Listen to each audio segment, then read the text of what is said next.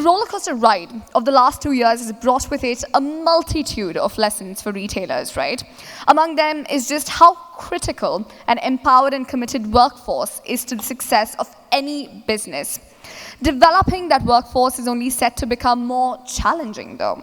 Be it through the allure and challenges of the gig economy, a predicted spike in the post-COVID relocations and career rethinks, or even the mass recruitment drives from the likes of Amazon, competition for talent is fierce, as we know. So retailers need to reframe their approach to the workforce, to the people, and move beyond just saying that people are our most important assets to acting like they actually are. They need to recognize it for the source of competitive advantage it is and invest accordingly, making the most of the latest industry insights and technologies. The right tools can optimize a retail workforce in all manner of ways and at every step of the employee journey, from recruitment and communication to opportunities for development and well-being. In other words, the right technology can have a transformative effect on almost every aspect of creating a productive and engaged workforce. Well, that is exactly what we're going to talk about in the CXOs Roundtable. Sat right there in the middle of the room with some powerful CEOs, CIOs, CTOs from the industry in the MENA region. And now I am going to hand it over to the moderator of the session, Mark Thomson. Mark, over to you. Perfect. Thank you very much indeed, Shruti. I know you're losing your voice already, which is quite early to do that. I think you're just trying to get out of joint moderating this session. So let's move on very quickly. A lot has been said about technology already, and certainly one of the technologies that I now have to use post-COVID is these blooming glasses. 2 years ago or 3 years ago when I last did one of these sessions, I didn't need glasses to read my notes. Now I do. So I blame COVID, sitting there looking at screens, changing our behaviours. And certainly talking about behaviours is something we're going to focus very much on during this session, which is very strange for me to sit here as a person coming from a technology company, because you would think I would sit here and go, right, technology is the answer, now what's the problem? But we're not going to do that. We're going to look at what is the challenge, what is the problem that retailers are facing right now, reduced margins, the impact of omnichannel. We've already heard about that. We've heard about data. How do we manage data? We've heard about how do we get the staff even to interpret that data? Or should we even do that? Will technology take over and interpret the data for us? And then what happens in our stores, our physical stores? Do we take the approach that some of the retailers in US and UK and other European countries have done, which is simply to say, oh, a lot of our business is shifting online, so let's start to close some of our physical stores because, yeah, if 50% of our business is now online, we don't need so many stores. Or do you take a more enlightened approach that says our stores are still our representation of our brand to our customers, and therefore we have to change the way we think about our stores? And how do we empower and change that experience? Well, absolutely key to that is the employees, the staff that we have within our stores. So this session is really going to focus very much on those employees, that human interaction, that face to our customers, because we all know that the biggest impact on the experience of a customer is the people they meet in the store. It's not the self-checkout. In fact, most people have a negative experience with things like self-checkout. It's the people they meet, it's the people that solve the problems for them, the people that find their product, the smile that they get as they walk into the store. So we need to try and think about how do we enhance that. We also heard about, and we've seen people like Amazon offering sign-on bonuses to staff because they're seeing it difficult to recruit people. So they're offering thousands of euros, etc., for staff to actually come and work for them. And we're seeing other companies following suit. So in this, I guess, environment of increased competition for staff and challenging retail environments where maybe we have to think about different measures for our physical stores. Maybe we move away from this measure that says everything's about sales per square foot or square meter. Because if it's more about influence sales, then suddenly we have to start thinking differently about KPIs. So that's the context. There's so much we could talk about around this, and I guess also the fact that millennials and Gen Z make up somewhere in the region of 55 to 60% of our workforce now, globally in retail. So we can't ignore them. This is not the future that's going to happen and we have to think about in the future. This is the now. This is what we should have been thinking about 5 years ago. And increasingly, Gen Z, who have a very strong mindset, very independent, will drive some of the ways that we interact with customers. So let's get straight into that. What I want to do first, before we cover any detail, is just for the panel to introduce themselves very briefly, and say where they come from and what their role is. So, Sunil, if you could start. I think you press the button. That's it. Thank you, Mark. I'm Sunil Nair. I manage the entire technology platform for GMG. So when I say GMG, GMG is a set of group of companies that caters to retailing. That becomes our core DNA. Plus we are into healthcare domain and as well as into the food manufacturing and distribution domain. So it's a combination of retail, healthcare and food to be part of. I manage the entire technology. When I say the technology vertical, it's the entire end stream from local ERP to managing the data part of it. We are spread across different geographies, as I put it, Middle East being our core forte, and now we have ventured into Southeast Asia. Yeah, we are into an acquisition spree with, currently we have just taken over the franchisee rights for Giant in the Middle East market. So yeah, Group Technology Officer for GMG.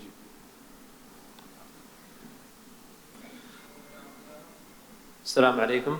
I'm Ahmad AR Bindawood from Saudi Arabia, CEO of Bindawood Holding, retail company that is operating with two brand names, that is Bindawood and Danube.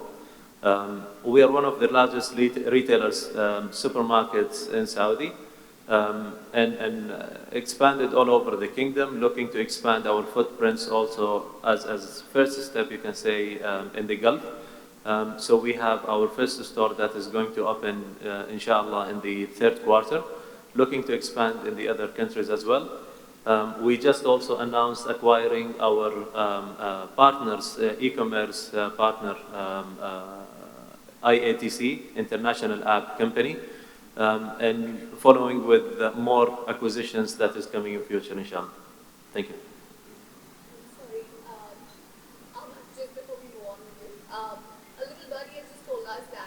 It is your birthday, in fact, today. So we just wanted to take this opportunity to wish you on your birthday. Happy birthday, Ahmad. And thank you for deciding to spend it with RetailME. Appreciate it. Thank you. Thank you. Happy birthday. Thank you. Afternoon all. I'm Kamran Abbasi, the Chief Information and Technology Officer for Chalhoub Group.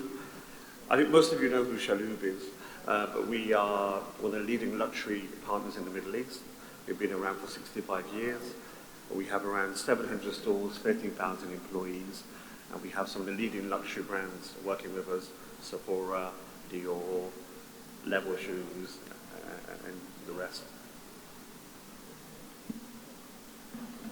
Hi, my name is Nisreen Shocair. I'm the CEO of Yoos-Net-A-Porter Middle East. We run 4 stores, Yoos, the Outlet, Net-A-Porter, and Mr. Porter. Before that, I ran the first live streaming home shopping with NBC and Virgin before that. My background actually is music and entertainment, and it's now come together with fashion.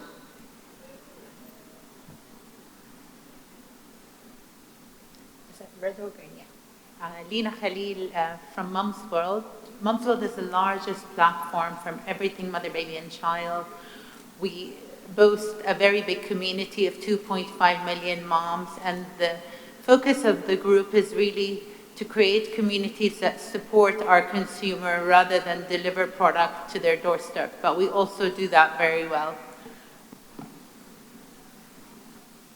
Hi everyone, I'm Anna. I look after retail, CPG and luxury at META, ex-Facebook. So we have 4 platforms: Facebook, Instagram, WhatsApp, and Messenger. So we help build communities globally and, more importantly, also connect brands with the consumers. Very happy to be here today. Good afternoon, everybody. My name is Mark. I'm the CEO of Liwa. I've been with Liwa for about 7 years, but operated in the region personally for 14 years or so. I only came for 2, by the way, and I'm still here. Liwa's been around for 35 years, and we operate a portfolio of 20-plus brands, both wholly owned and franchise, and we operate throughout the GCC countries. And we operate in physical stores and on e-commerce, but interestingly, we don't combine the two. Hi, everybody, and Ahmad, happy birthday. So, my name is Zeeshan Hadi, and I'm the country head for Aruba Networks. We are part of Hewlett-Packard Enterprise, so one of the largest and oldest technology companies on the planet. My business division predominantly looks at edge experiences, whether it's from an infrastructure perspective or the readiness of how your stores become sensors or technology sensors for your data. One of the things that I've personally experienced over the last 7 years, I just moved back from North America, are these same conversations 5 years ago. And it came right at the end of a lot of stores closing in 2018, 2019, and CEOs pivoting towards large transformation conversations from a business perspective. And technology became an enabler. So really excited to be here, and thank you, RetailME. Perfect. Thank you, everyone, for that introduction. We've got a very broad panel here, from technology companies to social media platforms to high-end fashion to food and sports fashion, etc. So it's great to have such a variety on the panel. Nisreen, I'm going to come straight back to you because you said something there that interested me. You said your background is music and entertainment, so you know all about fashion and trends and what people are consuming. So if we turn that to employees, what are you seeing in terms of how employees have changed? Have their roles changed within the physical store? How are you managing that process? I've always managed really young teams, and obviously in the Middle East, it's not just young teams, but young talent who've coming through. And probably the biggest marker has been the very, very fast shift towards sustainability and purpose.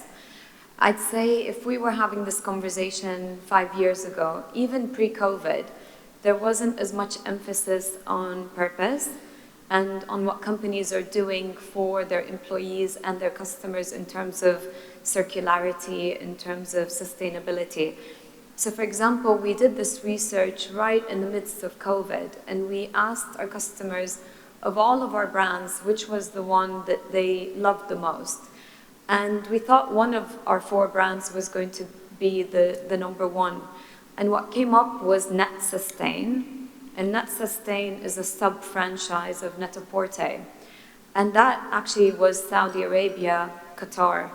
And then based on that, we started bringing on board designers who have a sustainability angle, like Gabriella Hurst. All the questions during the panels were about sustainability, the sourcing, where the leather came from. And what we realized is that as we started highlighting more of our purpose and circularity and the fact that all the initiatives that we're doing around that, we're becoming an employer of choice. So we have people reaching out to us saying, I love what you're doing with Net Sustain. I love that you're taking a season -1 fashion and promoting it through the outlet and Ukes. And they want to be part of that because obviously we've had a bad rap as an industry. There's been a lot of concern over what we're doing to the environment. And as a business, we have a responsibility towards that. And a lot of people love luxury fashion, as Chalhoub knows as well, and as Anna knows as well. But they don't want that to come at a cost to them personally, to feel like they have to pay for it through their conscience or otherwise. That's really insightful, because I know when I first started working in fashion, about 30 years ago, first of all, I didn't care where the clothes came from. As an employee, I didn't know. I just literally was there because it paid me a wage, and I was there to make sure the products were displayed nicely on the shelves. As you said from your research, and I guess other people can jump in and comment as well, it sounds like staff priorities have changed. It sounds like staff now want to work for companies that represent them and their values. I don't know, has anyone else got the same feeling? In my experience, when I've interviewed people want to come and join our business, I almost feel that they're interviewing me rather than the other way around. You know, it's very clear that there's a set of criteria, that there's an expectation that you have to offer certain things as an employer. Good faith is a big measure. I think you have to offer a flexibility, which never used to be that. I mean, I probably started before you did, 40 odd years ago, and you were grateful to have a job. You were so good, and those things have certainly changed. I think the sustainability thing is massively important in the DNA of any retail business nowadays. But there's a difference between employee and customer, in that the employee talks about sustainability a lot and wants to have that value in the DNA of the company that they work for. The difference between them and the customer is that the customer is not prepared to pay for it at the moment. And we've got that, throughout our entire business, where we've got products that have been sustainably, produced through regenerating plastics and so on and so forth, but it comes at a higher price, and the consumer's not prepared to pay for it, sadly. So the retailer has to pay for that. But going back to the employee part of things, that we have to demonstrate a career path for people, which I think is quite difficult. Actually, because I think the retail industry has actually got a bit of a problem in terms of attracting talent per se. Because why would you go and work in a retail business when you hear nothing but bad news generally from an employment perspective? So that's very difficult. So you have to sell in the benefits that you have as an employer, and I think you have to view your company as a brand, just as you would all the other brands that you have in a portfolio or so on and so forth, because it's very important to make sure you have that connection between your colleagues and yourself. So one of the things we heard in some of the previous sessions was about investing in technology and investing in your staff. I wonder, is that something that has been a big shift? We talk about it, but are we actually investing in our staff? And what does that mean? Is it simply paying them more? Or is it doing better training, understanding what their needs are, doing research, understanding their motivations, etc.? Or as you said, Mark, about creating career paths? Because traditionally retail has been one of those places where people almost fall into, isn't it? It's not necessarily been, as people come through school, oh yeah, I want a career in retail, I want to work in a store. That's not the direction that they're moving in. So how do we take retail, which is a huge industry, and make it more exciting, more attractive, create career paths? Is that something we can do? And as, I guess, the Gen Zs and millennials who've grown up as what we might call digital natives, how do we make it so that they come to work and feel as though that they are empowered, that they have the technology is just there by default. It's not seen as something, oh, I'm doing you a favor if I give you some technology. Crikey, they've got technology. We ask them to put it in their locker before they come into the store, which seems crazy to me. We should be empowering them with the technologies that are available. Sunil, what's happening at GMG? Yeah, absolutely. I think let me start with my company. What we try to do here is, so the most important thing for me is staying connected, right? As an employee, no matter whether you are part of the corporate office or you're part of the retail workforce down. I think what we need to understand is if they stay connected, they are relevant, right? As part of the entire story. So it is all about how do you communicate to the downstream about what you are talking from a larger picture. Yeah, larger picture could be, saying that where are you growing as an organization, right? And what are your key values? So if you can communicate that in one form, that is part number one, right? Second is this employee engagement activities, right? It's more about saying that how do we create that cordial relationship between the downstream employees? When I say downstream, it's more of the retail front-end employees and the back-end guys, right? There's a big disconnect that you see currently happening across, yeah? And that is where predominantly when you said, gone back are those days when you say, technology could not be a key player. Come back to the recent past, you're talking about omni-channel now. And that brings its own dilemma as we speak, right? So you all got this online customers shopping online, coming down to your stores. So they want that collective experience to be there. So as a company, what we need to do is probably, as I started with, ensure that you have the engagement model right. When I say engagement model, it's not only about serving the customers, it's also about saying that make them feel empowered. And I'm a big fan of data, to be very honest with you. So I think the only relationship that I can build from a technology perspective, leave alone the emotional quotient, but at least from a technology perspective, is can I empower them with data?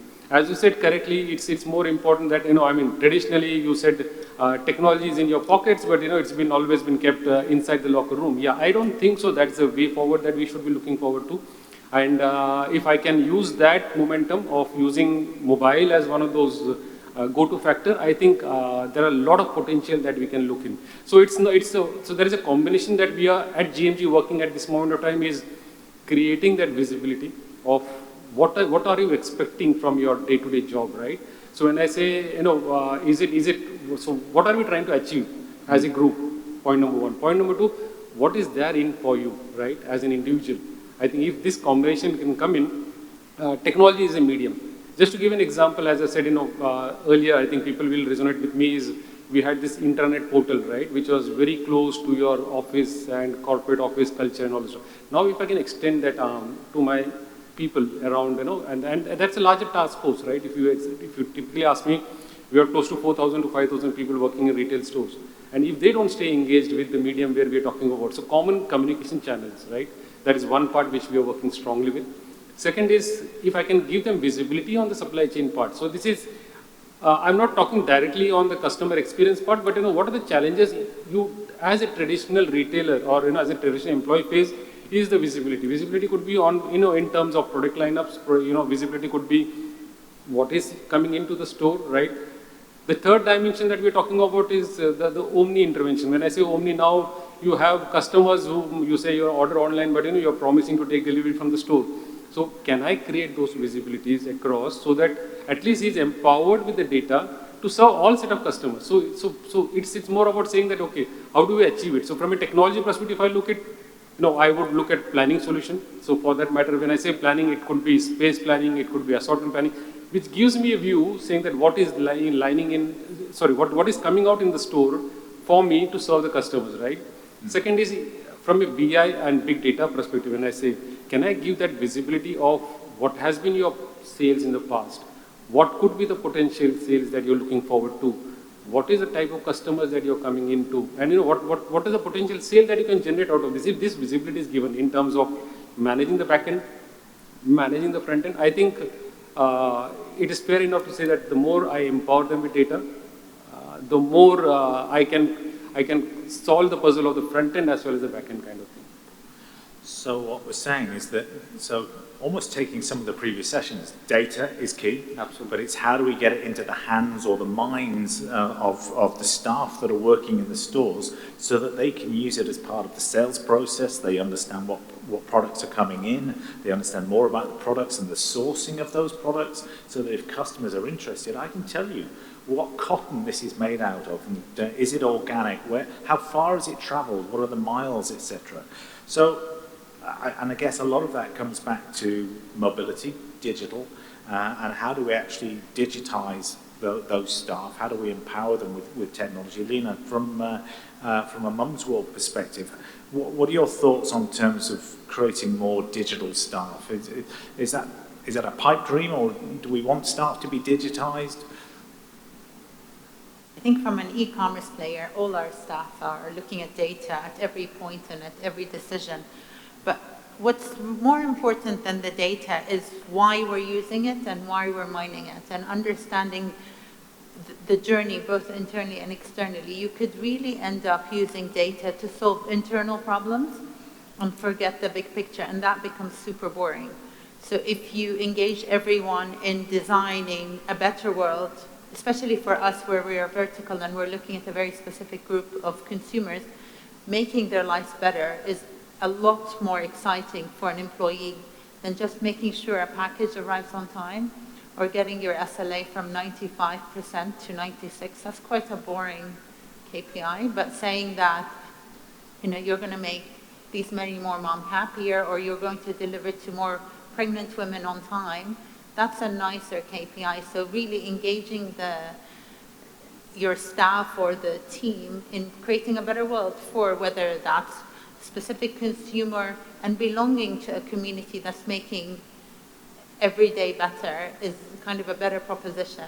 You need data to do that, but really some of these KPIs are so kind of inward looking that they won't help the consumer and they'll make the workplace a very boring place.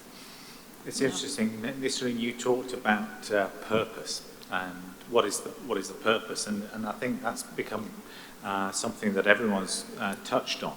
So it's not about necessarily the individual processes that staff are doing, whether it's stocking shelves, whether it's assisting a customer at point of sale, or an assisted sale that's driving the business online. It's about what does that mean to the customer? The previous sessions talked about telling stories and helping customers tell their stories. And that's essentially what we're doing in retail, isn't it? We're helping them have a story. They're buying into the purpose, the vision, the values of the products that they're buying through you as a brand. So what are the sort of, I guess, the approaches that we can take? Maybe Kamran, I can come to you on this one. Is it about improving operational efficiencies, or is it more than that with staff? There you go. I think it's more than that. The post-pandemic has really taught us a lot, especially at Chalhoub. We saw a huge growth in our online. But we know some of the challenges with online, that personal touch, that one-to-one experience, being in the presence isn't quite there. And so we see a shift now heading towards back to retail, really around that seamless customer experience and providing that one-to-one touch point. So the lines of kind of online and offline are more blurred than ever, because stores are no longer just stores, they are fulfillment centers, they are concierge services. We do virtual clienteling. So at Chalhoub, we recognize that there is an opportunity to empower our frontliners with technology and data to give that one-to-one touch point, but augmenting our online customer experience. So not going against it, but augmenting it, and that's key. And the first thing that we often see, which is missed, and this for me is the most important thing, is changing the mindset and behavior of our frontliners. And at Chalhoub, we have invested a lot of effort in our Chalhoub University, our Chalhoub Retail Academy, which is all about training and upskilling our frontliners into digitalization. And we've done a lot of kind of incentive schemes, which really, I mean, for those of you like hip hop, historically it's always been East Coast, West Coast, online, offline, but we've got to break these barriers and these behaviors for it all to work seamlessly.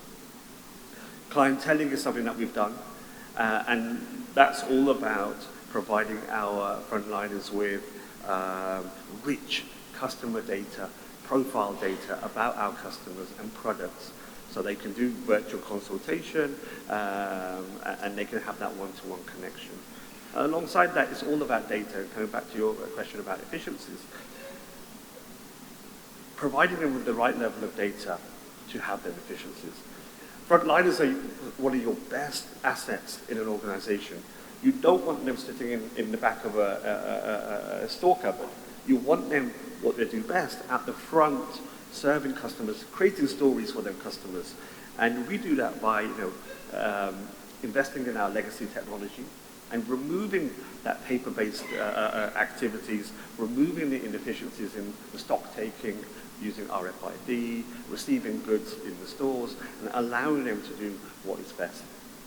So technology very much as the enabler, not as the main core thing. We're not trying to put technology in, we're trying to use technology to deliver a better Technology experience. is only good if you provide the right level of change management and adoption. And that's really key that is missed often.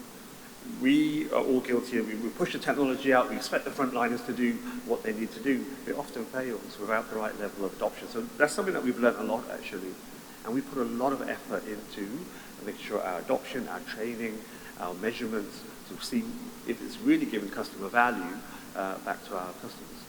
So is some of the technology that gets put into the stores driven by the staff themselves? Is it tested with the users? Do we ask them the question, or is it an IT thing that IT drives down to the organisation? Not really. I mean, we all know IT-led projects generally fail without the business or the customer. So actually, it's a collaboration between our frontliners, our customers, and our business and our technology teams in driving that through. And it all starts from the customer. What problem are we trying to solve for that customer? What experience, what journey, what story do we want them to go on? And that's where it all starts. Okay, so let's move on to the technology side, and I'm going to bring in Zeeshan here. We've talked about mobility. We've talked about getting data both from the stores and back to the workers in the store. Obviously, one of the key technologies here is cloud computing, cloud and the use of that for managing and crunching the data, etc. Are retailers accepting that? Does it work for employees? Do they get the information quick enough? Where are we with that? So I think cloud mobility, it's kind of evened the playing field, right? Remember, pre-pandemic, we were large brick and mortar fighting the big e-commerce Goliaths, right? That was the fight. During the pandemic, we saw a lot of these mom and shops virtualize their stores and then go direct to consumer. Fantastic.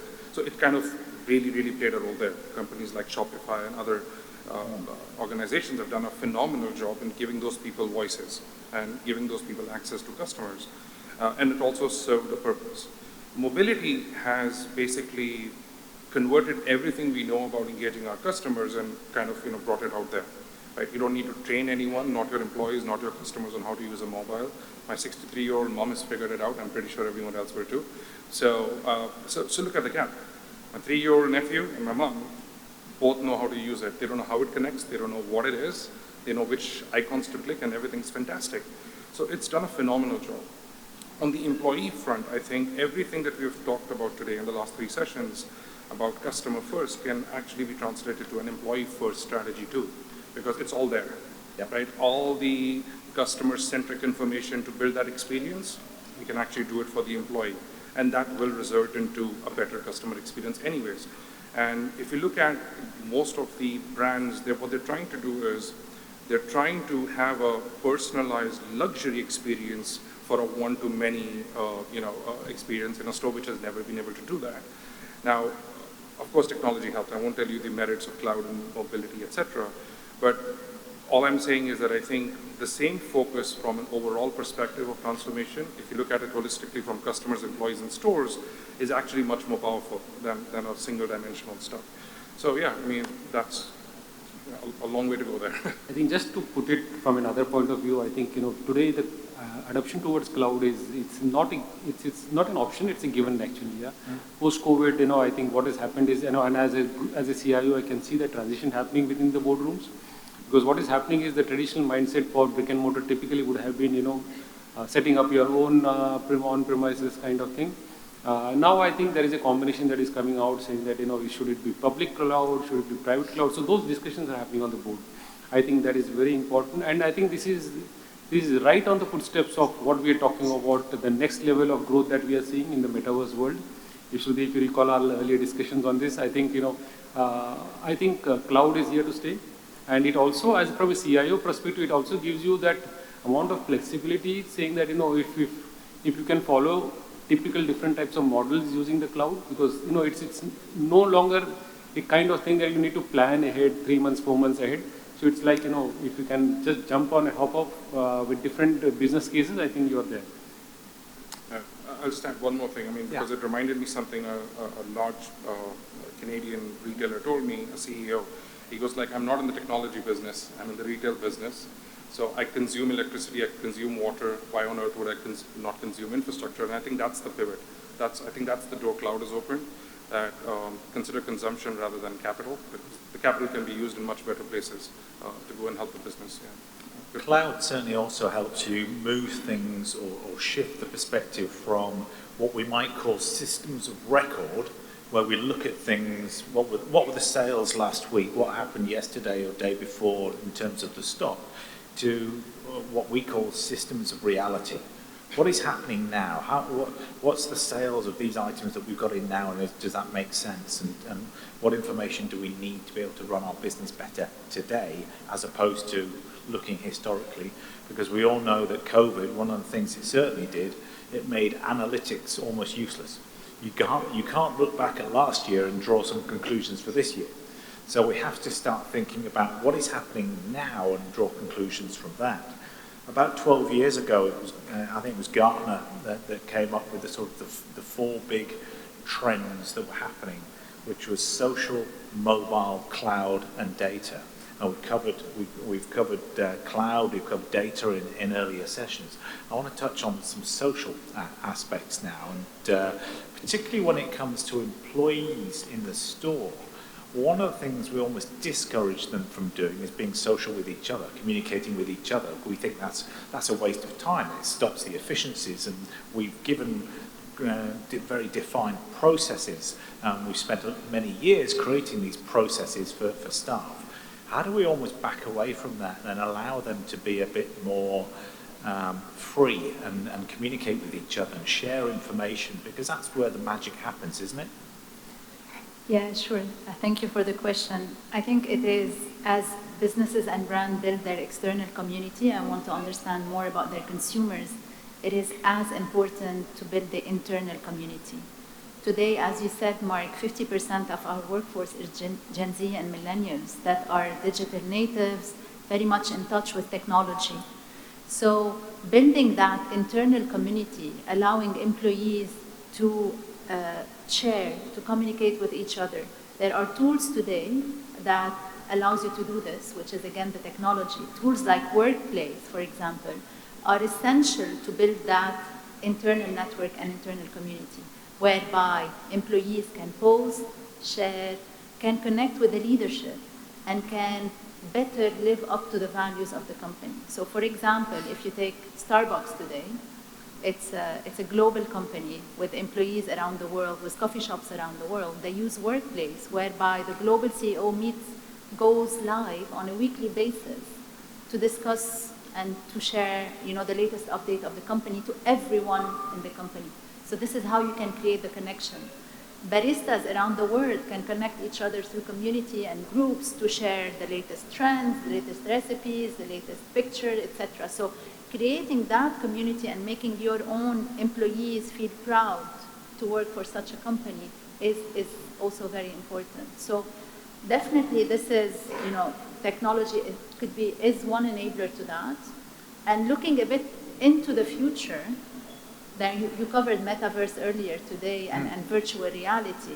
Using virtual reality can actually also enable education at scale, enabling everyone in the company. You have thousands of employees to level the knowledge and provide immersive learning experiences that can empower the employees. So you take, for example, Purina, which is Nestle brands. Everyone goes on an onboarding virtual reality to visit the manufacturing plant to get a first hands-on knowledge on how the product is manufactured. When employees get this information, they are more empowered to go and sell these products outside. Another example is other retailers and hotels where they can create the hotel room or the retail store also in a virtual reality and can provide this level of education to their employees in a much more immersive experience than just, watching it in a video or in a 2D experience. So going back to your question, yes, it is very important to create this internal community, to connect employees together, to make them feel proud and connected to the values that the company represents. And there are many solutions today like Workplace or Oculus Quest that enables to do that. If I can just add on the social element of it, right? And Kamran, I think I'll address this to you. Today we see that retail frontliners are not just staff anymore. They double up as ambassadors, they double up as influencers. They can be personal shoppers, concierge in the case of luxury especially. Have you seen that sort of change? And obviously for that change to come about, there needs to be an upskilling and reskilling as well to happen, right?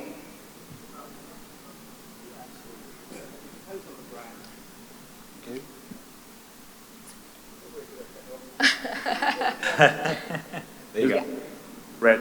Yeah. Okay, Perfect. finally. I think I need upskilling. Absolutely. I mean, it depends on the brand. If we take a Chalhoub brand in particular, Level Shoes, we've done a lot of work in upskilling our store staff to actually take part in a lot of the social influencing activities. So you see they're very big on TikTok, who I think are here today, Snapchat, and a lot of the people who are in this are our store staff doing it. They're not actors or people that we bought from the outside. And that was, that's targeting that demographic of customers who go to Level Shoes. You might not necessarily see that in Lacoste or Tory Burch, but definitely in certain brands we put a lot of effort in really skilling our staff to take part.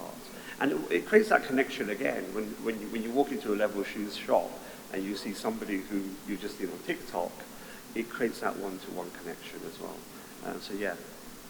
So it's an interesting point around training and skills, etc. We've talked a bit about technology, but investment in training is also very important. And I guess the technologies or techniques of training may have changed as well. I don't know about any of you, but if something goes wrong at home now, I don't go on a training course, I don't read a manual, I go on YouTube. And the YouTube video of about 3 or 4 minutes helps me try and identify or fix the problem.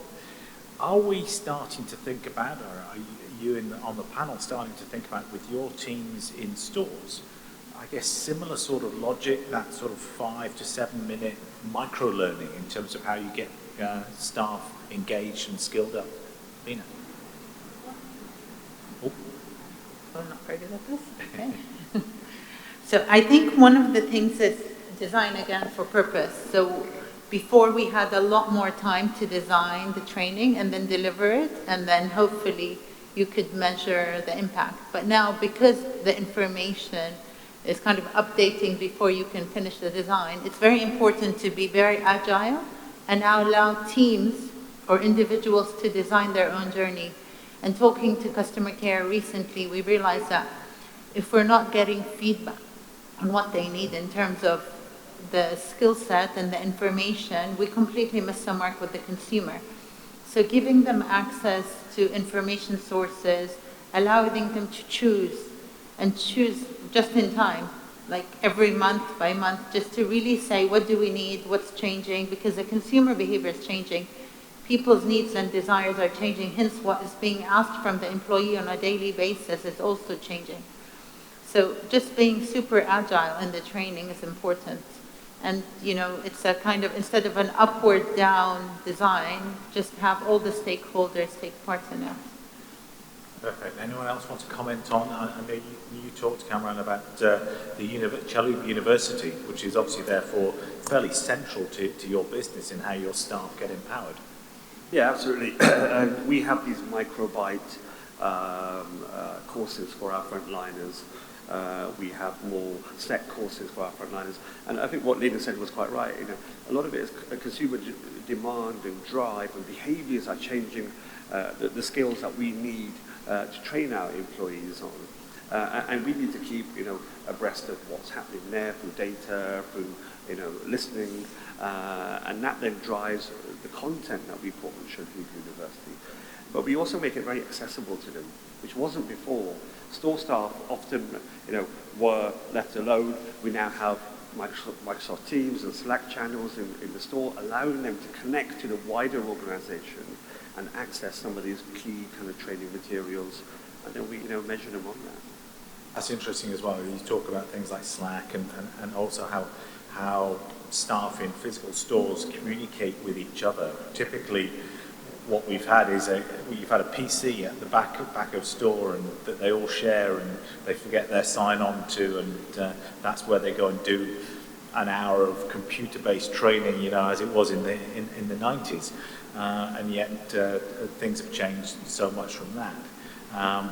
We talked earlier, Sunil talked about mobility and mobile technologies, and I know that a lot of retailers that I talk to actually, even though the policy might be to leave your mobile in the locker before you come in, they kind of now turn a blind eye to the fact that staff have got their mobiles, because the staff are all on WhatsApp groups, and that's how they learn more about what's happening in the physical environment and how they solve problems. I don't know if you've got any comments on that. Yeah, I was actually going to comment on the agility point that Leena just mentioned through business messaging. So what we are seeing is that there's a lot of communication happening on messaging platforms like WhatsApp, IG Direct, Messenger, whereby you can have this one-on-one personalized communication with the consumers and also internally within the groups of employees. And it's very important to get this data fed back into business decisions. So when you have your frontliners having one-on-one conversation with their consumer, bringing back that feedback to influence your inventory management, your assortment, the way you manage in the back office is crucial.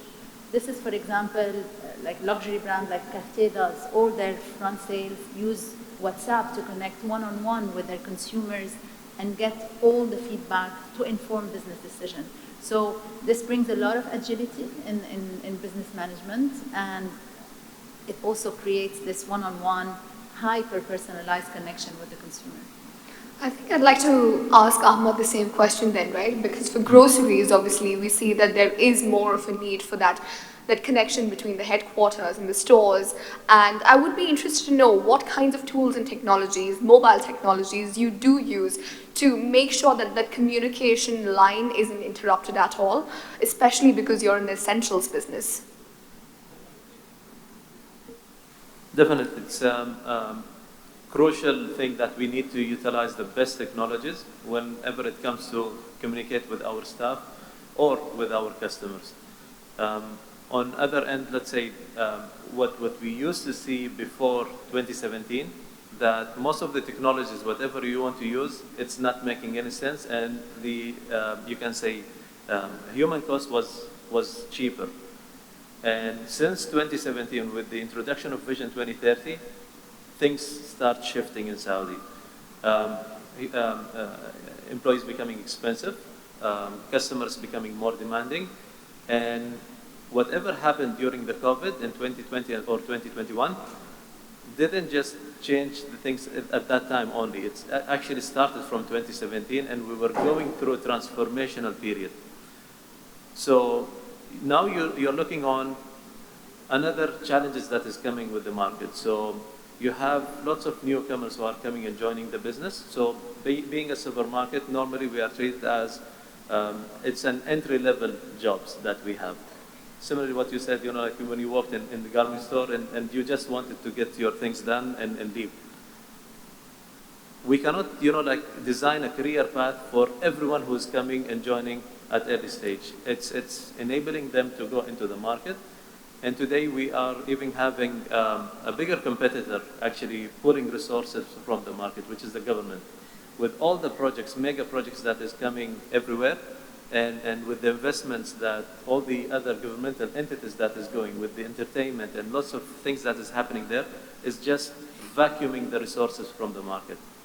So here you need to accelerate a number of things. First of all these new joiners who are coming, and let's say if they leave also and you are bringing new people, you need to get that knowledge across fairly quickly. And the only way you can do that is actually simplifying or re-engineering the entire process and using technology. Mobility is one of those things. Social media, other tools that might be useful for them also. And sometimes it's funny to say, like whatever related to technology, normally they push it to the IT department.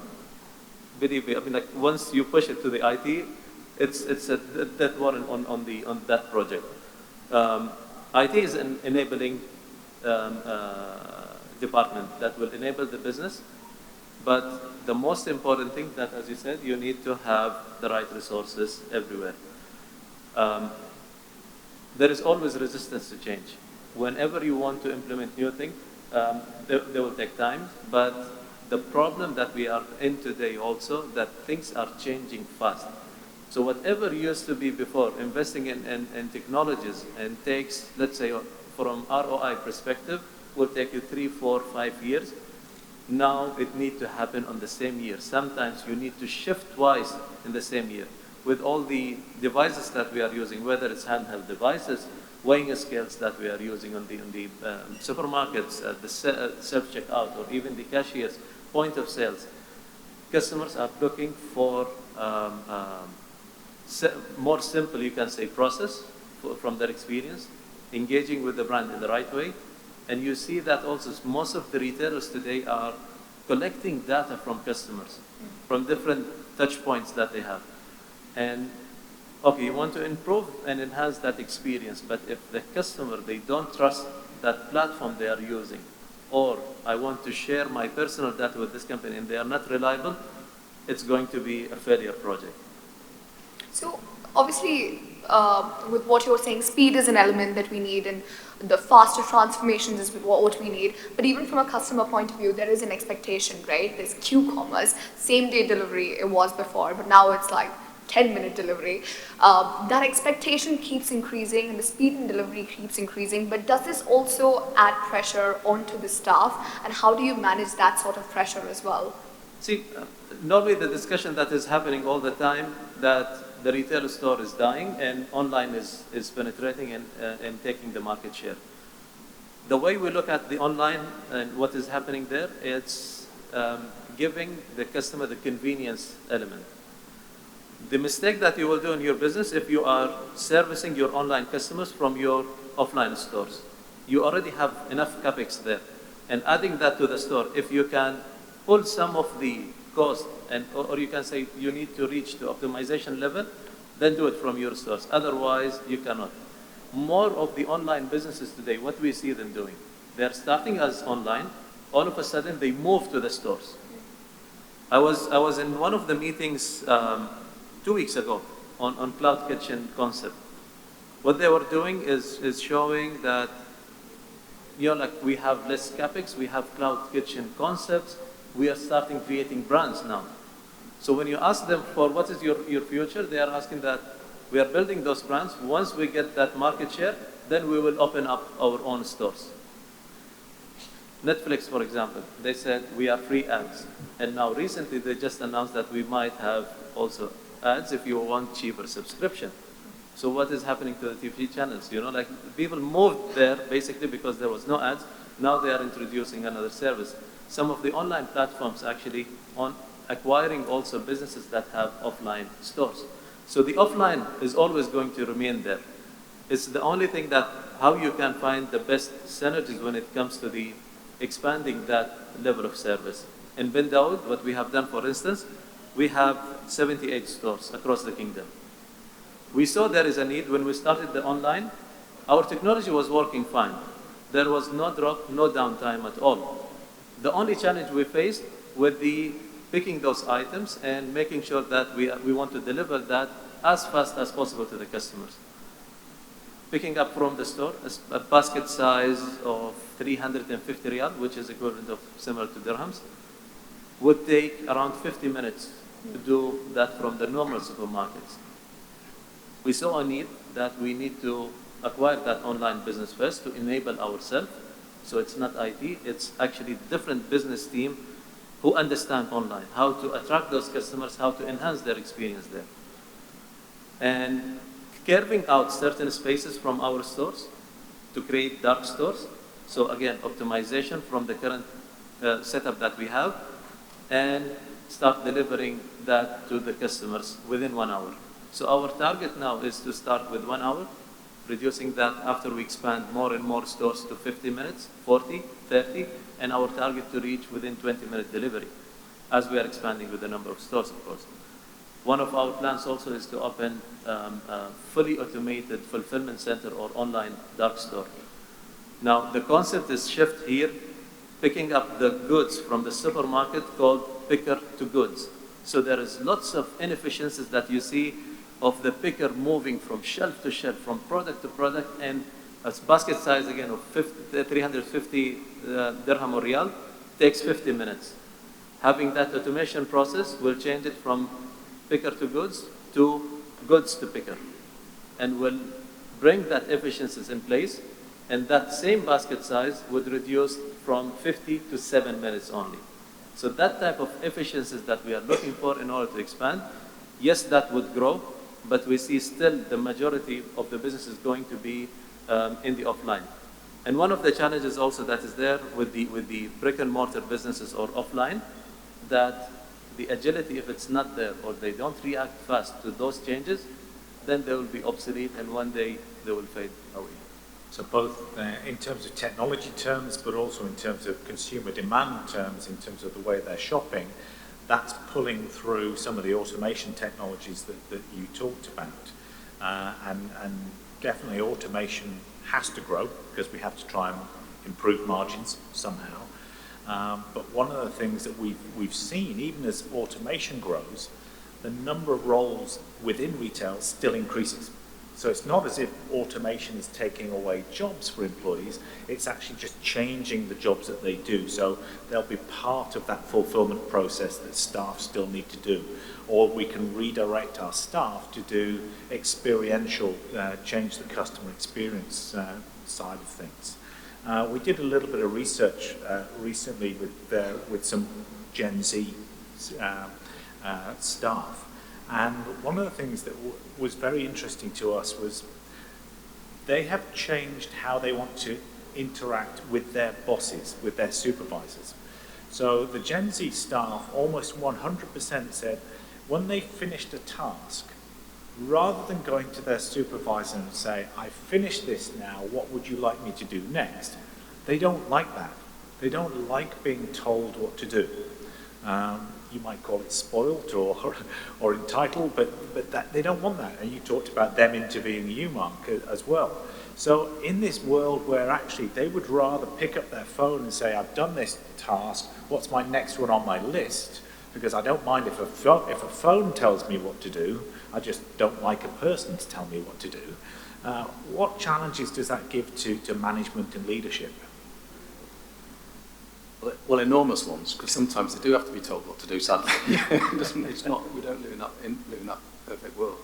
I mean, I think it's interesting in all the dialogue that's been talked about, whether it be e-commerce and so on and so forth. I think the critical thing in the process for me anyway is to make sure that you don't exclude the colleague from being part of that decision-making process. If they're included in it, I think it makes a big difference because they're adopters and they're first movers.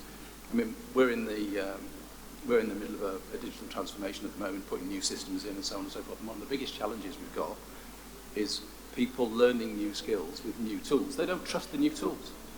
So we're actually trying to say to them, well, you know, we've built, you know, this has been built bottom up and it does what it says on the tin. Well, they just don't trust it initially. So they want to, you have to prove it to them that it does physically work. And are we seeing a difference between, you know, younger people and older people? Well, yeah, we are a little bit. I think people that are younger, the millennials and the Gen Z, are a little bit prepared to trust the data a little bit more. Yeah. But we've got a lot of data in our business and sometimes not a lot of action. And that's deeply, deeply frustrating. So some time ago, I took a decision in the business that we decided to cut out a load of reporting. So when we did some analysis in the business, we had 350 reports that all must have been run on a daily basis. Yeah. We cut those reports to 54. No one can now do any more reports than those 54 because I want action on the 54 reports. I run the business on 4 reports. And I spend 3 days a week in the office and I spend 2 days a week, 2.5, 3 days a week in the stores.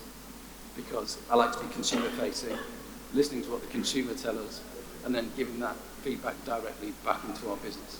And then using the tech that's on offer from our IT. I mean, our IT, all IT functions, I've been working in the industry for 40 years plus, and seen some great first adopters with technology that have done amazing, revolutionary pieces of work with businesses. But the direction and strategy has never been led by an IT function. It's been led by a commercial individual. And one of my concerns with a lot of the tech that's been adopted, I think, in a lot of the businesses, or many businesses at the moment, is that it's taking out that entrepreneurial commercialism that I think in a retail business you have to have. You cannot not have it. A system, an AI learning system, is not going to give me a new strategic direction on, you know, sort of what dresses I should be buying and so on and so forth. It's not going to work like that. It's interesting you say that about that entrepreneurial, I guess, spirit. We talked about purpose, we've talked about vision, we've talked about how does the corporate communicate down to the staff and share that information and motivate. I think it was Richard Branson that said, and we've talked about customer first and everything. Richard Branson said, customers don't come first, employees come first. If you put employees first, they will put your customers first. And I think it's a very subtle but different way of thinking about things and how we recruit people. We don't recruit them as assets, as resources in that sense. We recruit them as people that are going to represent our brand, the ambassadors that Shruti talked about earlier. Shruti, how are we doing on time? We are actually running a little behind schedule right now, but again, I'd like to thank everybody for joining us here and for those valuable insights. I think like Mark mentioned and summarized the entire thing, right? We've been talking about the 4 Ps of retail for the longest time: people, process, profits, products, but I think the people aspect of it always remains number one, irrespective of what it is. And I think that is why, you know, we decided to do our CXOs roundtable focusing on the employee aspect and the people aspect. Thank you for your insights on everything you're doing. It's great to hear from the likes of Aruba and META as well to know about the technologies we have. There's Zebra providing us with a lot of mobile solutions, cloud-first solutions, and then of course retailers who are leading by example in everything they do. So thank you for joining us here, and hopefully next year we can talk about some of the advances and advancements we've made in this whole people-first approach. All right, over to you, Lee. Thank you.